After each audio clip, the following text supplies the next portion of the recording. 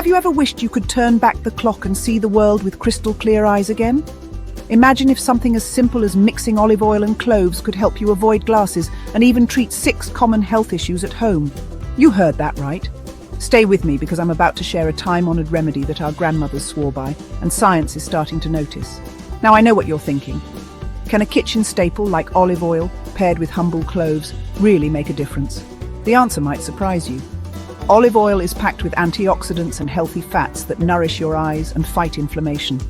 Cloves, on the other hand, are little powerhouses of eugenol, a natural compound that protects cells and improves blood circulation. So, here's how you do it. Take a small jar and pour in about half a cup of high-quality extra virgin olive oil.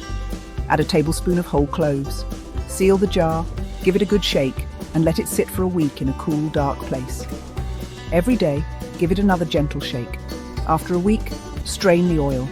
Now you've got a golden elixir that's ready to use. How do you use it? Just 1 drop, gently massaged around your closed eyelids before bedtime, can help soothe tired eyes.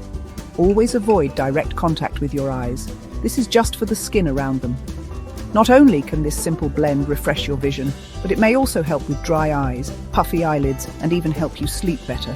But that's not all. This mixture can do so much more. Massage it into sore joints for relief. Rub a little on your temples for headaches, or use it on cracked heels and dry hands to keep your skin soft and young.